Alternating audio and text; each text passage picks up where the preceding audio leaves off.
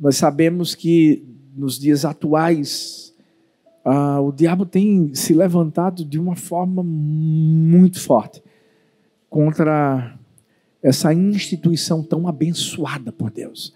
Família é bênção.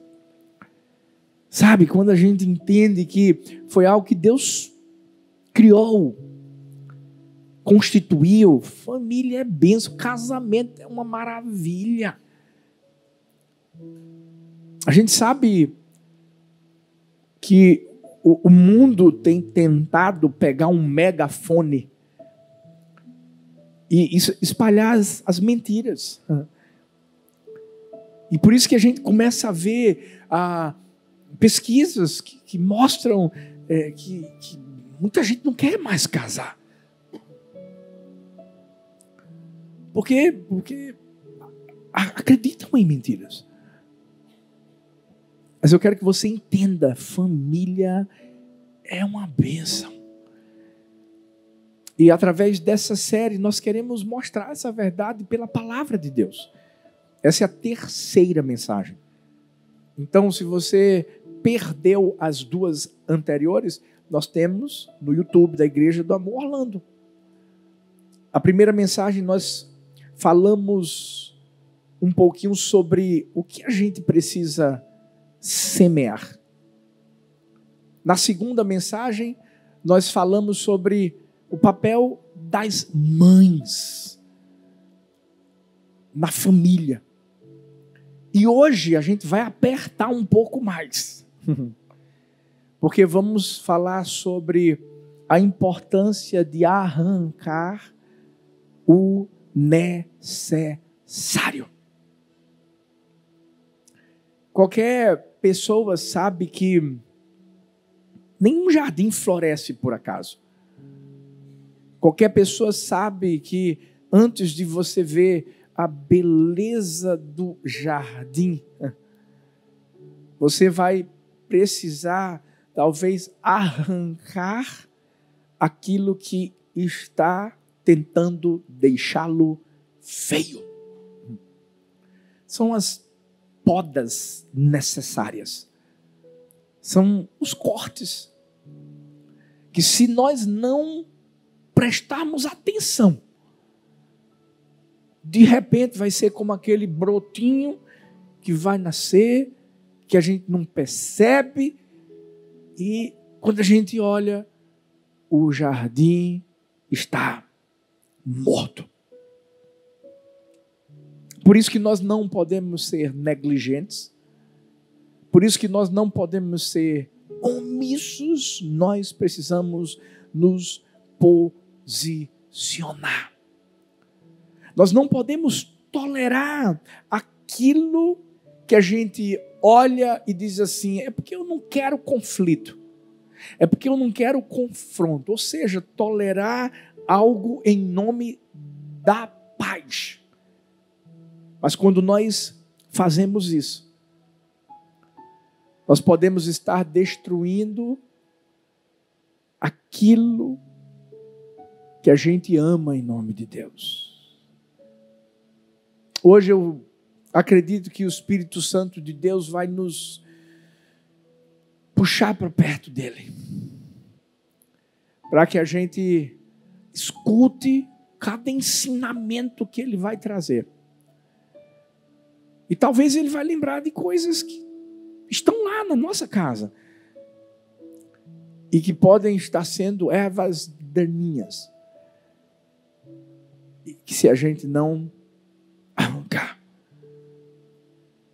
a gente vai permitir que o jardim que Deus nos deu, esse é o tema da série, acabe morrendo em silêncio. Hoje eu quero trazer uma história que infelizmente não acaba com um final feliz.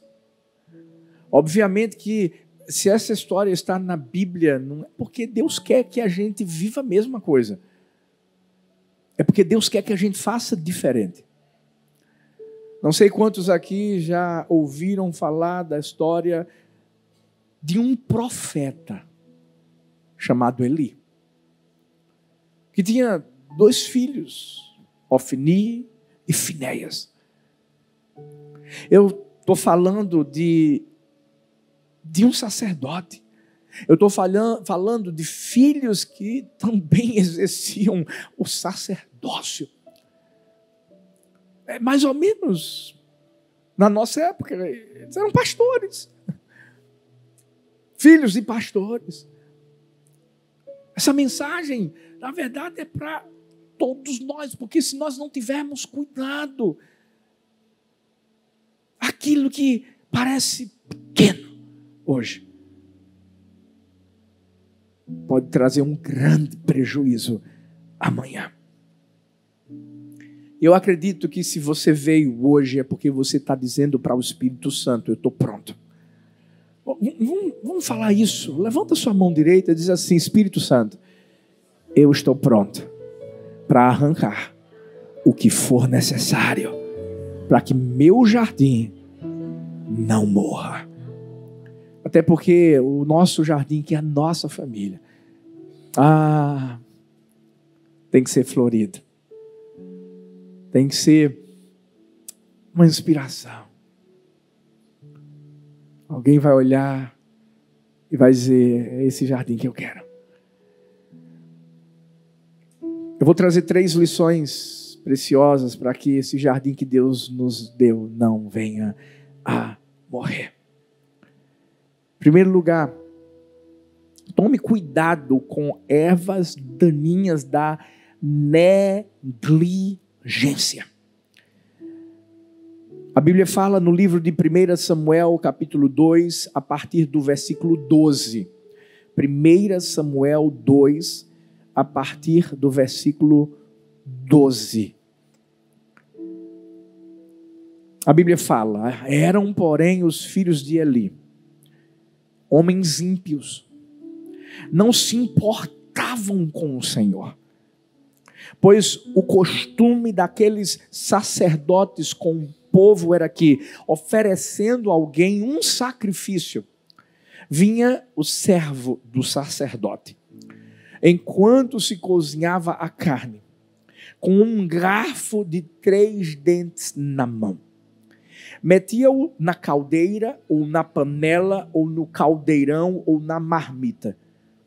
Tudo o que o garfo tirava, o sacerdote tomava para si, e assim faziam com todo o Israel que ia a Siló. Também, antes de queimarem a gordura, vinha o servo do sacerdote e dizia ao homem que oferecia o sacrifício: da carne para assar ao sacerdote, porque não aceitará de ti carne cozida, mas somente crua. Se o homem lhe dissesse: queime-se primeiro a gordura, como é costume, depois tomarás quanto quiseres, ele respondia: não, darás agora, senão tomarei à força. Era, pois, muito grande o pecado desses moços diante do Senhor, porque os homens desprezavam a oferta do Senhor. É impressionante porque a palavra de Deus, ela nunca vai esconder absolutamente nada de nós. Por isso que a Bíblia diz que ela é lâmpada para nossos pés e luz para os nossos caminhos. Deus é um Deus que permite que, através da palavra, a gente sim veja os acertos, mas também os erros que foram cometidos lá atrás, independente de quem os cometeu. E aqui, a Bíblia fala de filhos de sacerdotes que são chamados de ímpios. Isso é muito forte. Essa expressão hebraica é filhos de Belial. E filhos de Belial significa que eles são homens sem valor, rebeldes, que por mais que estavam num templo, não conheciam ao Deus do templo. Por isso que eu falei inicialmente que não adianta a gente ter uma capa sacerdotal. Em que sentido? Não adianta a gente simplesmente dizer, eu sou de tal igreja. Eu vou para o culto. Eu vou...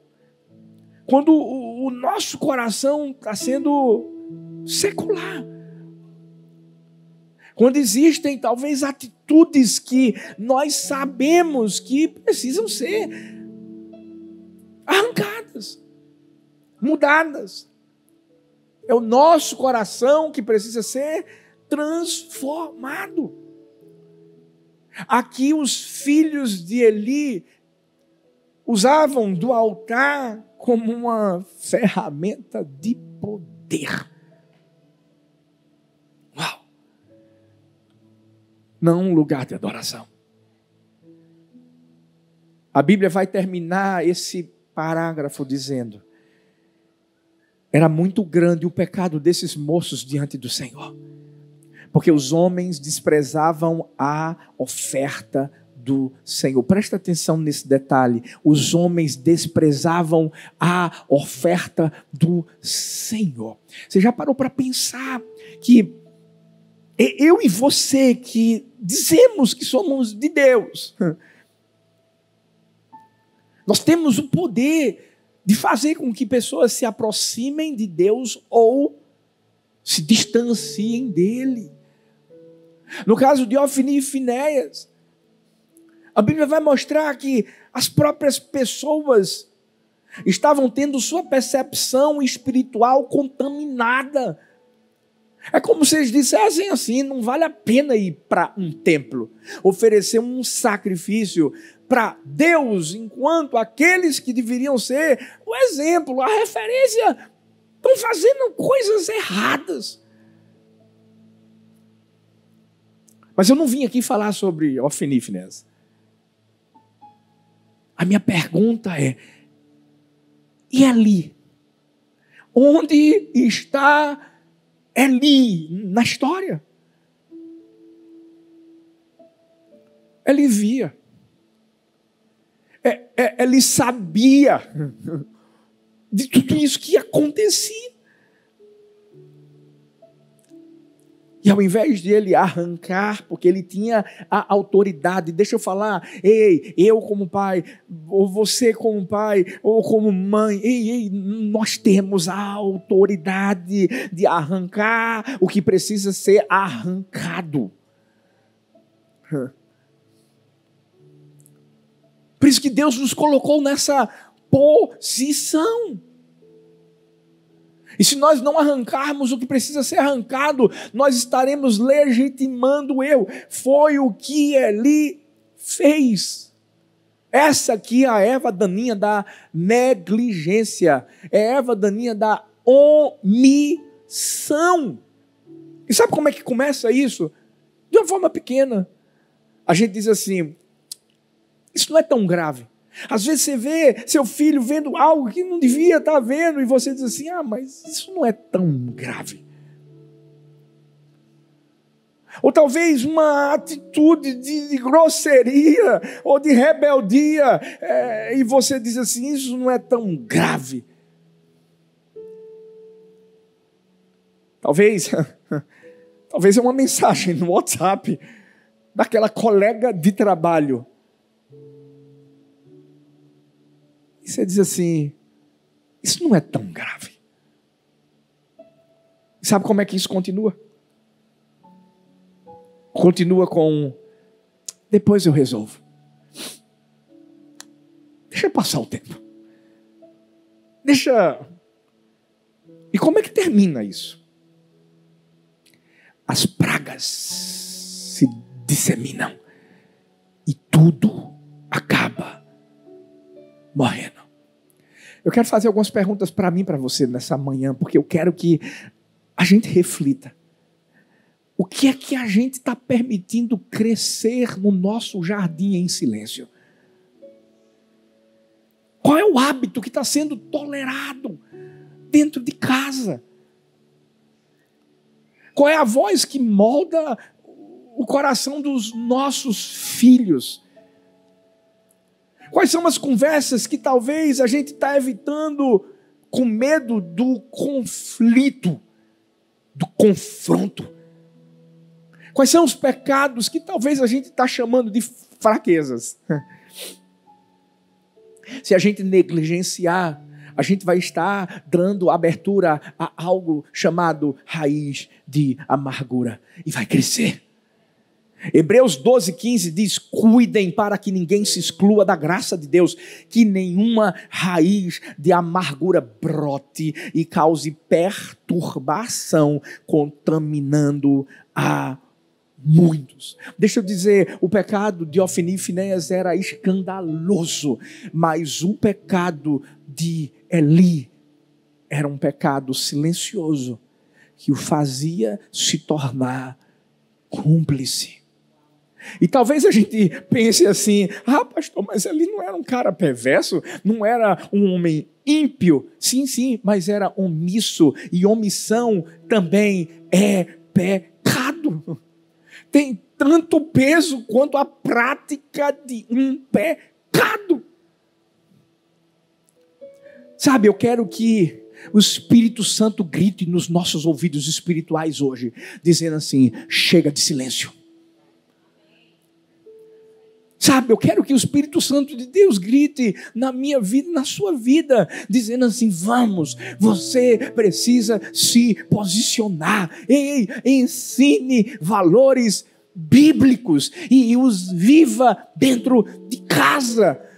Que hoje o Espírito Santo de Deus grite e sua voz ecoe no nosso espírito, dizendo assim: não abra mão da verdade. Porque se nós formos omissos, eu não estou profetizando isso, porque eu declaro, eu creio que a história de Eli, de Ofni e de Finéias não vai ser a minha, não vai ser a sua, não vai ser a da nossa casa, em nome de Jesus. Mas para isso, nós não podemos ser negligentes.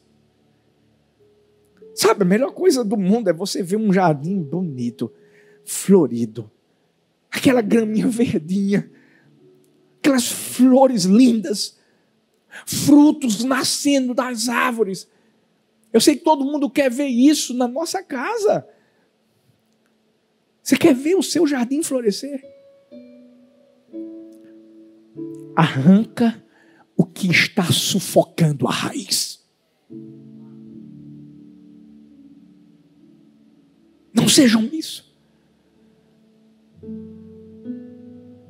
Sabe, diante daquilo que talvez está tentando corromper sua casa, não seja omisso.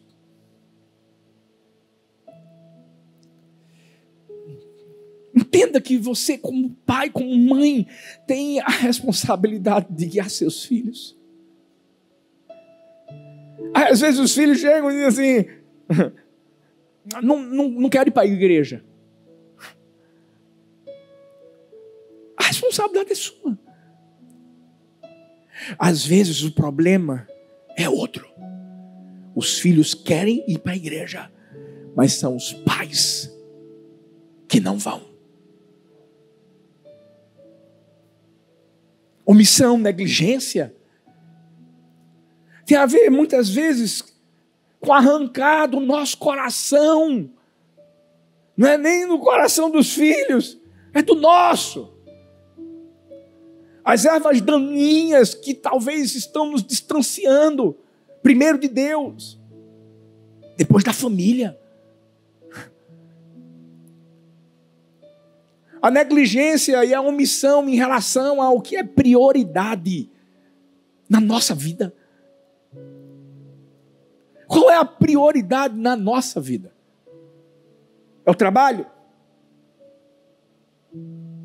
A Bíblia diz que se o Senhor não edificar a casa, em vão trabalham os que a edificam. E não é porque a gente está nos Estados Unidos, quem mora aqui, não. Deixa eu dizer uma coisa, você podia estar no Iraque, você podia estar na China, você podia estar na Coreia do Norte, você podia estar em qualquer lugar. Se você estiver vivendo um propósito, simplesmente entenda, não vai faltar provisão para a sua vida. Não vai! Mas muitas vezes é a negligência, é a omissão. De não colocar quem, não é o que, é quem é prioridade, como prioridade.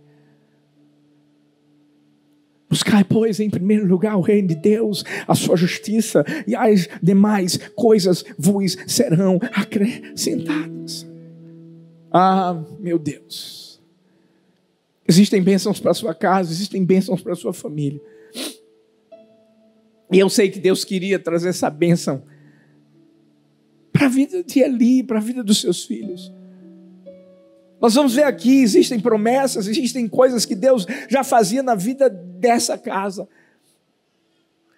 Mas houve a negligência, a omissão. Que Deus nos livre e nos guarde de termos o mesmo coração que Eli. Talvez você diga assim, mas pastor, Ofni e Finéias erraram, a culpa não era dos filhos. Ok, eles erraram, eles tiveram culpa, mas peraí. O posicionamento tinha que partir de Eli. E sabe o que é que vai acontecer? Quando a erva daninha da negligência entra no jardim da nossa casa, nós começamos a observar algo que Deus nos livre e guarde, jamais aconteça conosco. Deus se retira da horta. Eu não sei se você sabe como é que Eli morreu. Eu não sei se você sabe como é que Ofni e Finéias morreram. Ofni e Finéias estavam em uma guerra, levando a arca do Senhor. O problema é quando você vive no automático. Sabe cantar, sabe tocar, sabe servir, sabe fazer tudo. Mas aí, quando a arca do Senhor apenas é levada por mim ou por você, como um simples objeto. A arca do Senhor não era um objeto, era uma presença. Não era um amuleto, era uma unção. Ofni e Finéias morreram. E o pior de tudo é que a Bíblia diz que o profeta Eli estava numa cadeira. E quando ele recebe a notícia, e o mais interessante é que ele não morreu da forma que morreu por causa dos filhos. A Bíblia diz que quando ele sabe que a arca do Senhor foi tomada, ele era tão gordo. E tem uma explicação para isso. O que os filhos dele faziam? Eles não respeitavam um processo que existia. Deixa eu te dizer, de qualquer forma, Ofni e Finéias iriam comer daquela carne, porque eles eram sacerdotes. Mas elas precisavam primeiramente ser consagradas a Deus. Ele sabia disso. Ele comia da carne. Ele comungava com ele, por isso que ficou gordo. E o pior de tudo, não é a gordura humana, é uma gordura espiritual. E a Bíblia diz que quando ele recebe a notícia, ele cai para trás e morre. Deus tinha se retirado da horta. 1 Samuel 2, versículo 22, relata assim: Eli já era muito velho. Ouvia tudo o que seus filhos faziam a todo Israel e como se deitavam com as mulheres que prestavam serviço à porta da tenda do encontro. E ele lhes disse: por que fazeis tais coisas? Pois eu ouço de todo este povo os vossos maus procedimentos. Não, filhos meus, porque não é boa fama o que ouço. Estás fazendo transgredir o povo do Senhor. Se um homem pecar contra outro, os juízes o julgam, mas se alguém pecar contra o Senhor, quem intercederá por ele? Todavia não ouviram a voz do Pai, porque o Senhor os queria matar. O jovem Samuel, porém, crescia em estatura, no favor do Senhor, dos homens. E veio um homem de Deus a Eli e lhe disse: assim diz o Senhor, não me manifestei claramente à casa de teu pai, estando os israelitas ainda no Egito, na casa de Faraó.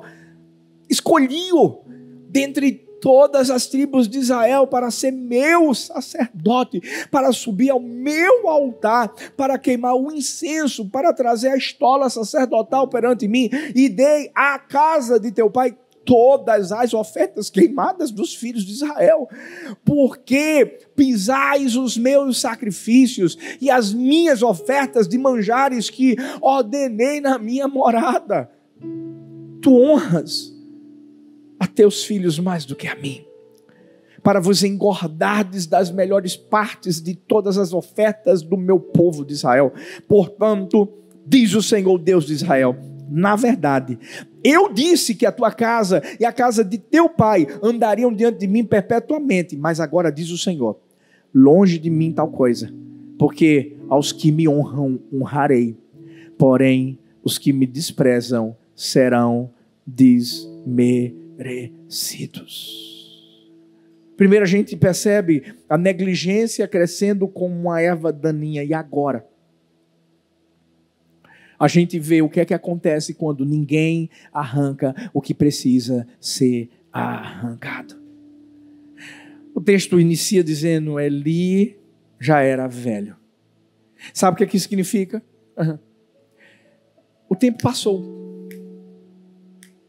Eli continuou permitindo que seus filhos continuassem fazendo o que eles estavam fazendo de errado. E talvez você diga assim, pastor, mas o texto está falando que Eli diz, não, filhos meus, o que eu ouço não é bom. Mas a verdade, isso aqui soa muito mais como lamento do que como liderança. Sabe por quê? Eli sabia que a voz dele não tinha mais peso para os filhos. E é aqui que nós encontramos uma sentença. No verso 25, a Bíblia diz que eles não ouviram a voz do Pai, porque o Senhor os queria matar.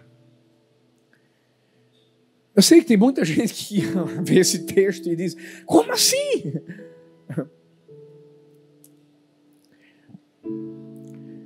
Entenda que Deus é o Deus que nos dá escolhas e oportunidades para decidirmos o que nós temos que decidir. Deixa eu te falar, por mais que o desejo de Deus seja que todos sejam salvos, a verdade é que nem todos vão ser salvos. Por quê? Deus não quer que todos sejam salvos? Claro que Ele quer. Mas é uma decisão pessoal. E eu tenho que aproveitar a oportunidade para fazer o que é certo. Eli sabia o que era certo e não fez. Ele demorou para cortar o mal pela raiz. Aí a gente vai observar uma graça sendo substituída por um juízo, por um julgamento. Porque tem uma hora em que Deus diz, basta. Havia uma promessa. Havia algo que o Senhor tinha declarado sobre Eli, sobre seus filhos. O versículo 27 diz que Deus tinha escolhido Eli, que Deus tinha chamado Eli, que Deus tinha confiado as ofertas do povo de Deus a ele, a sua casa, que haveria uma promessa sobre sua descendência. Mas houve negligência, houve omissão. E quando existe negligência, existe confronto de Deus. E Deus diz, por que pisais meus sacrifícios? Por que honrais mais aos teus filhos do que a mim? Ele Foi julgado não só pelo erro que ele cometeu em relação aos seus filhos, mas também por ter colocado as ofertas acima da obediência, de seguir direcionamento. Talvez você diga assim: pastor, mas é porque ele era pai, ele amava os filhos, e Deus não está de forma alguma condenando o amor de um pai. Mas quando esse amor se transforma em omissão, aí é a hora em que Deus se manifesta. Tenha coragem. Tenha coragem. Eu amo minhas filhas. As três. As três. Mas elas sabem. Tem coisas que a gente já está arrancando. E às vezes, né, vai crescendo e ficam lindas desse jeito. Mas às vezes pensam que já são donas do próprio nariz. E essa hora que eu digo assim, ó, enquanto estiver na casa do papai, da mamãe, a gente vai impor limites. A gente vai arrancar algumas coisas. Sabe por quê? O meu maior sonho é um dia olhar para elas. Meus genros. Estou orando por eles. Meus futuros netos. E ver um jardim florido. Porque a bênção não está só sobre mim. Está sobre elas. A bênção não está só sobre vocês. Está sobre o que vocês geram. Mas a responsabilidade é nossa. Porque a pior coisa do mundo é você abrir os olhos um dia e ver que Deus não está mais no jardim. A pior coisa do mundo é feito Sansão. Quando abrir os olhos, perceber que não existe mais a presença.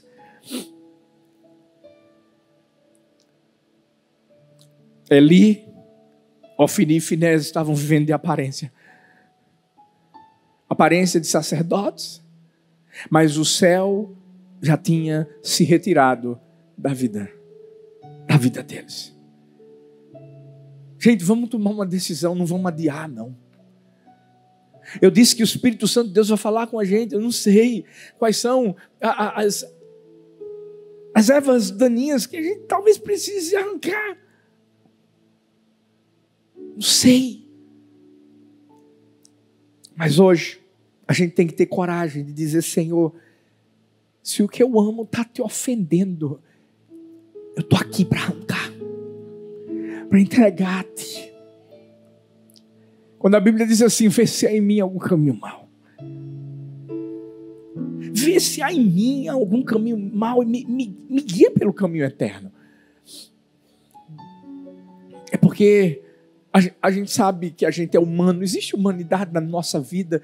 E na nossa humanidade, gente, eu sei, que há uma guerra entre a carne e o espírito, a carne. O diabo não vai querer que a gente busque a Deus, o diabo não vai querer que a gente pare para ter paciência, para ensinar do jeito que tem que ser ensinado. Mas essa é a hora em que a gente tem que estar no espírito para vencer a carne, para a gente ver o jardim bonito. Porque, em último lugar, entenda, a poda dói, mas salva.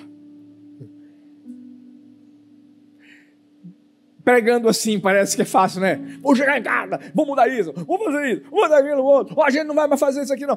Tem que ter menos tempo para isso. Vamos lá, vamos buscar mais a Deus. Vamos para a célula. Parece que vai ser assim, uma mágica. Não vai não. A poda dói. Hebreus 12, a partir do versículo 5, diz assim: estais esquecidos da exortação que como a filhos discorre convosco.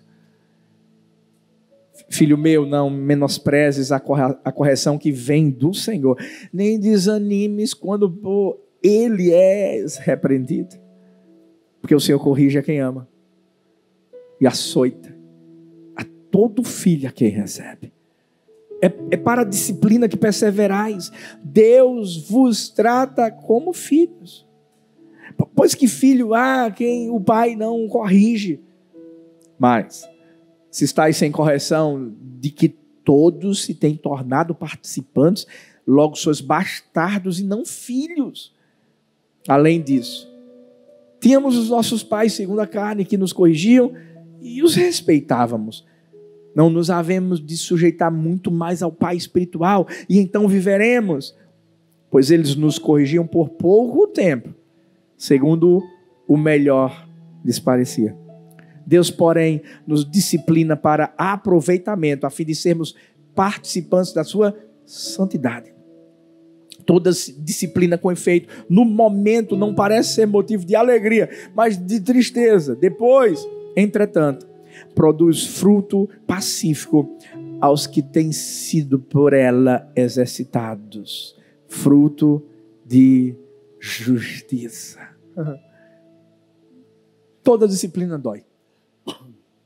Não venha me dizer que, sabe, quando você era pequenininho, que o pai ou a mãe chegava com aquele cipózinho maravilhoso, ou com o chinelinho, ou o cinto, não sei, tem gente que apanhou de outras formas, doía. Ninguém vai dizer assim, não doía não. E talvez a disciplina foi de uma outra forma, foi tirando algo que você, né, gostava muito. Não pode jogar videogame, sabe, você sabe como. Doía. Mas vamos olhar para trás. Vamos olhar para frente. Olha você aí. Olha a sua casa. Olha a sua família. Por que a gente quer fazer diferente? Não. Essa é a hora em que a gente vai entender que a poda vai doer. Mas a Bíblia diz que Deus só corrige quem é filho. Por isso que poda não é sinal de rejeição, não, gente. É sinal de cuidado. É sinal de prevenção, de proteção. É um selo que Deus coloca em mim e você, de pertencimento.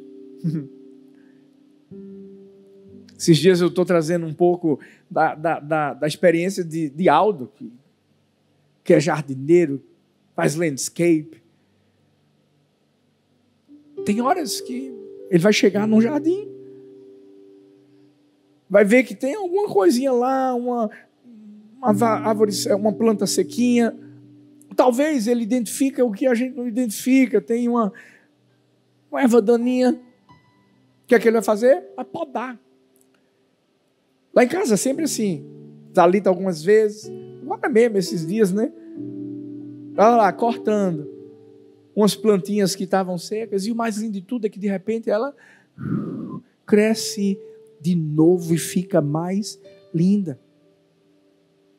A poda é Deus olhando assim para mim, para você, dizendo assim: eu te amo tanto, filho. Te amo tanto, filho. Eu amo tanto sua casa. Eu não vou deixar esse jardim morrer. Eu não vou deixar essa árvore apodrecer. Dói, mas salva a casa. Salva o futuro dos seus filhos. O nosso pai terreno, quando nos corrigia, porque ele queria que a gente tivesse caráter, integridade. E o nosso Pai Celestial, quando nos corrige, é porque Ele quer que a gente tenha santidade, que a gente viva para Ele, que a gente seja separado. Mas vai doer. Deixa eu te dizer, dói. cortar amizades que eram tóxicas, mas confortáveis. Dói quando o pai chega e diz, não vai dar com ele não. Ou não vai dar com ela não. Dói. Eu lembro que Thalita era mais novinha e ela me contou essa história. De repente apareceu um menino assim, sabe? Ela olhou para ele, achou ele bonitinho. Não era bonito, bonitinho. Com certeza foi enviado pelo diabo. Tô brincando, gente, tô brincando. E meio que ela começou a se apaixonar. Que coisa! E a mãe dela disse assim, filha, ele não é para você. Deus tem um melhor.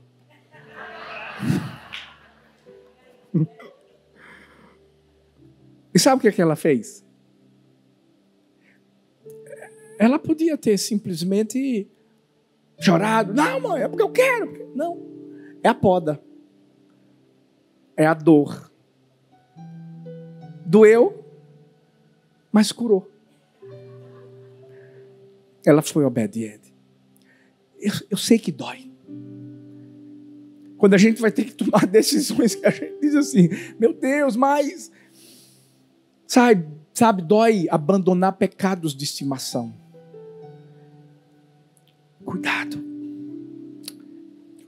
Cuidado com o que você vê. Cuidado com quem você fala. Cuidado com os lugares onde você vai. São podas. Dói encarar conversas difíceis dentro de casa. Onde a esposa olha para você assim. E tem que dizer, não pode. Não. Ou o contrário. Dói mudar a rotina para restaurar o altar doméstico. Dói. Parar de tentar agradar todo mundo para obedecer a voz de Deus. Mas Hebreus mesmo diz aqui, no momento toda disciplina parece triste, mas depois produz fruto. Vai ter fruto de justiça, vai ter fruto de paz, vai ter fruto que vai permanecer. Qual é o maior problema? O maior problema é que tem muita gente que na hora da poda desiste. Porque na primeira dor, sai correndo. Thalita é expert em arrancar dente das meninas. Você vai ver alguns vídeos. Esses dias foi de Laurinha, acho que uns 2, né, filha? Mais ou menos 2. Mesmo dia. Eu lembro que eu fiz um videozinho que inicialmente Laurinha deixa a Thalita puxar o dente, mas só que doeu um pouco. Quando doeu um pouco, o que ela fez? Não quero mais não. Porque na primeira dor, você quer correr. E foi aí que Thalita disse, você confia na mamãe ou não confia? Vem cá, vai dar certo. Aí ela voltou, hoje tá banguelinha, os 2 dentinhos aí. Deus faz a mesma coisa com a gente, dói, a poda está doendo. Aí às vezes a gente diz, quero mais não. E é quando Deus está dizendo assim, eu estou quase acabando. Você vai ver como vai ficar lindo, vai dar certo. Olha, o jardim vai ficar florido. Porque o corte é a prova de que você está crescendo. O corte é justamente a prova de que Deus não quer que o jardim morra. Mas vai ter que ter coragem. Eu queria que você ficasse de pé no seu lugar. Vai ter que ter coragem para deixar o Espírito Santo falar com você, filho. Eu não estou querendo te humilhar, eu estou querendo te alinhar. Vai ter que ter coragem para ouvir o Espírito Santo dizer: filha, eu não estou querendo tirar de você. Eu estou querendo preparar você para o que está vindo. Porque a poda dói, mas salva. E aí vai vir o confronto com orgulho, confronto com a vaidade, confronto com medo de desagradar, o confronto para você sair da sua zona de conforto. Há um texto em Lucas 13, do versículo 6 ao 9, que fala sobre um jardineiro que estava cuidando de uma figueira. Nunca dava fruto. E a Bíblia fala que os anos se passaram, nada acontecia de novo, até que o dono da casa diz assim para o jardineiro: vamos cortar. Não está dando fruto. Está ocupando espaço. E o jardineiro chega para o dono da casa e diz assim: me dá 1 ano só. Deixa eu cavar ao redor, deixa eu podar mais fundo. Se der fruto, ótimo. Se não, a gente corta. É a nossa vida. Às vezes, talvez você está olhando para a sua casa hoje e está dizendo assim: está uma bagunça, não tem fruto, está tudo seco, parece que vai morrer. Calma, calma. Vamos arrancar o que precisa ser arrancado. Talvez você está dizendo: cadê o amor? Deus, que havia não sei quantos anos atrás, e parece que apagou essa chama. Não.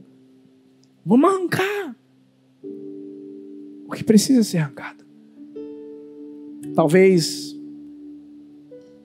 tem que arrancar aquela distração que você normalizou. Você não tem tempo mais para o seu esposo, para a sua esposa, você está no celular. Tem que arrancar talvez esse silêncio que você justificou. E você dizia assim: não, eu quero ficar na minha. Eu vou ver a minha vida. Não existe mais sua. É nossa. Existe uma casa, existe um lar, existe uma família. A gente não vai acabar como Eli. A gente não vai acabar como Ofni e Finéias. Não. Nós vamos nos posicionar diante do altar da verdade. E a gente vai dizer para Deus: se tiver alguma coisa que precisa ser arrancada, arranca. Espírito de Deus, arranca. Feche os seus olhos. Fica junto com sua família. Se talvez você está dizendo: meu esposo não está aqui, minha esposa não está aqui, meus filhos. Não, mas você está trazendo no coração. Bota a mãozinha no coração agora. Isso. Porque Deus vai fazer algo lindo na sua casa. Sua casa não vai se perder. Sua casa não vai ser destruída. Seu jardim não vai morrer. Mas hoje, o Espírito Santo de Deus está aqui falando. Mas falando de uma forma pessoal. Essa é a minha oração. Para que Ele te diga o que é que precisa ser arrancado. E vai haver restauração. Vai haver restauração. Espírito de Deus, nós te convidamos. Fala com cada um aqui de uma forma individual, pessoal. O que é que precisa ser arrancado? O que é que está talvez fazendo esse jardim que o Senhor nos deu morrer, essa família que o Senhor nos deu morrer? Vê se em nós há algum caminho mau. Nos guie pelo caminho eterno. Mas que haja hoje restauração, que haja hoje transformação. Nós não vamos ser omissos, não vamos ser negligentes. Nós declaramos: o Senhor não vai se retirar do nosso jardim. Vai doer, vai, Deus. Mas nós estamos aqui para viver essa poda na certeza de que por causa da poda vai haver crescimento, vai haver frutificação. E nós te convidamos, Espírito Santo, a reinar no nosso coração, na nossa casa, em nome de Jesus. Amém. Amém. E amém.